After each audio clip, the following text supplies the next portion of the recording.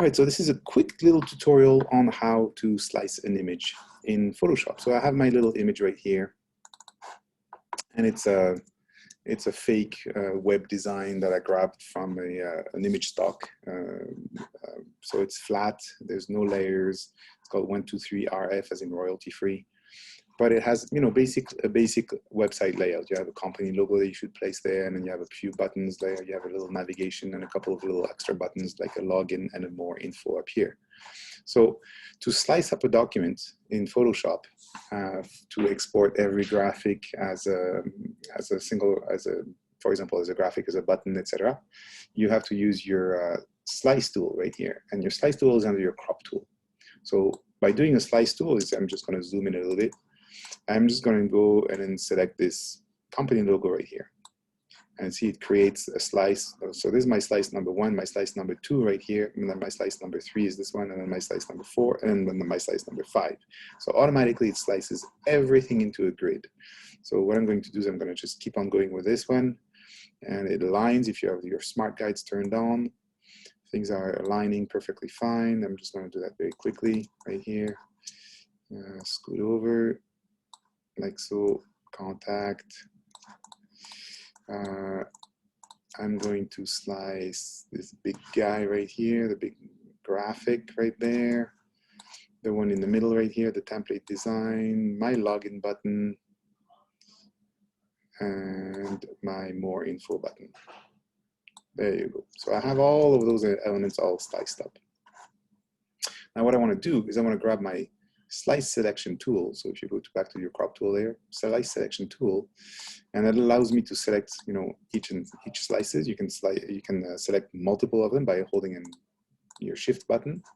But what I want to do here is I want to, you know, for example, add a link to my company logo right here.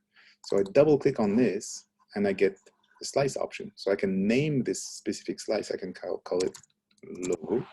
I can put a URL on it, such as apple.com, for example, and you have to have that whole HTTPS // etc. to make it functional. On the about button, I'm going to do the same thing. I'm going to call it about, and so on, right? So I'm just going to do that quickly. Services,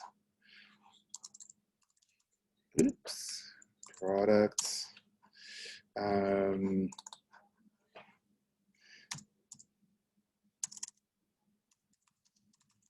Big graphic, you know, and so on, right? More info. I can type today. So as an example, I'm not going to do all of them. Once you have all your buttons set up, you have you have them named properly, etc. What you want to do is you want to be able to export all of those little graphics that you sliced for the web, make them ready for the web. So you have to go under File, Export. Oh, I'm missing it right there. Export and then Save for web right here. So you get into this little window right there. So if your graphic is wider and bigger like this, you can, you know, zoom in and zoom out at the bottom down here. You can also, you know, fit in view, for example, fit to screen, etc., etc. You can also expand this window as well. So at this point, you have all those little slices, and by selecting them on this little dialog window, they highlight. As you can see, they get a little duller or a little darker when I select them. So here I want to select all of them, right? So I want to press and hold my shift key right there. I want to select just the ones that I've sliced. So my view button there, my website design, my big graphic. And then I choose my format in the upper right. So I'm going to save them as JPEGs in quality at 100. So it's, you know, it's a really good quality graphics. And I'm going to hit save. And as soon as I do that, it will create a folder on my desktop. So in this case, it's in my desktop, but for you, it would be under your student folder, you're under Photoshop or website folder, etc., etc. And I'm just going to call it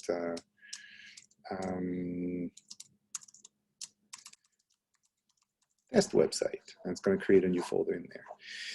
At the bottom down here, this is where I want you to pay attention to, is the format. So at this point right now, I don't want to export just the images. I want to have the HTML and the images for demonstration purposes. And why HTML as well? Because this logo button, remember that we made into to go to apple.com, it has to have that hyperlink. Default settings, I keep that in there. There's not very many different choices as far as background images. If it was the whole thing, yes, I would save as a background images. There's no point right now for this one, just for demonstration purposes anyway. And then slices, so you can go all slices, and then right now, in this part of the document, you have, as I said, 1, 2, 3, 4, 5, you have 17 here. You probably have about 30, like here it says 34 slices, because every time you slice something, it slices things vertically and horizontally according to whatever slice you made. So it divides your document or your image into many, many slices. So at this point, I want to have just the selected slices that I had, remember, in this little dialog window. So I just want to have the buttons and the big graphic in the middle, right? And then I go save, and it'll go on the website, on the desktop, I mean. And right away, as you can see in my on my desktop right here, so I'm going to hide that because I can get out of Photoshop at this point. I have my images folder right there, and my HTML document right here called testwebsite.html. In my images folder, they are the ones that I've named properly, right? About, logo, more info, product, services, etc. And there's my about, there's my big graphic, there's my little logo, my more info button, etc., etc. And all the ones that I did not name, they are called test website, according to the HTML, _11, 13, 15, 28, because I didn't name them properly, right? So as I said, there was a lot of slices within that tiny, tiny little thing that I just made quickly. So I just want to, close that.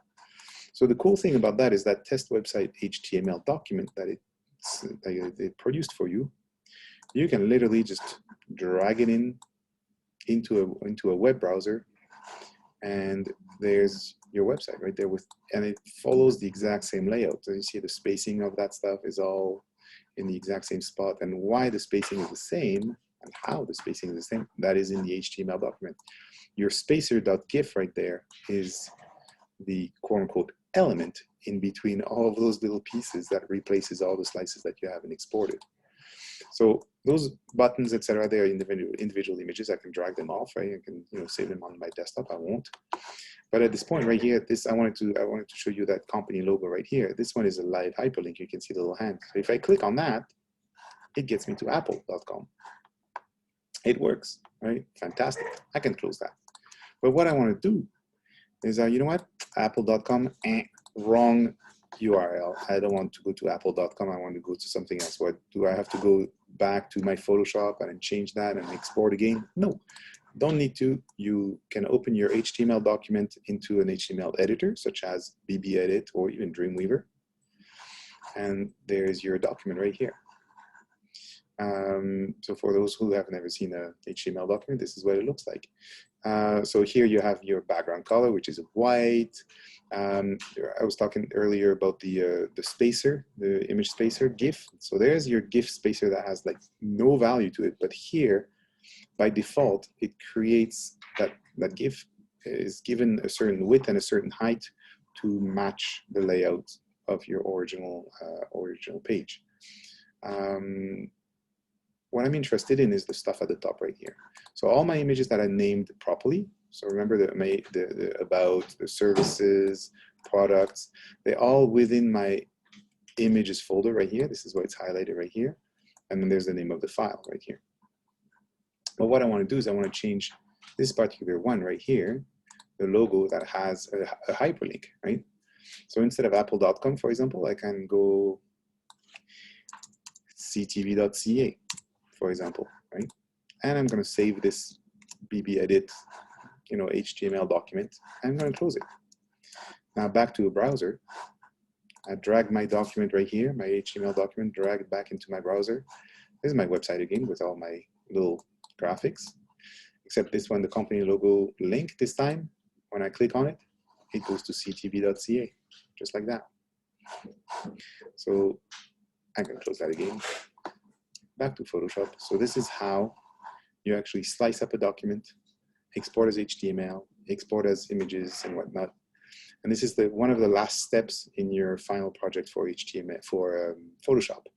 So remember that. It's very, very quick, very easy. It's pretty much automated. And then you can bring all those, the coding and all those images into a web editor and then create a website out of it.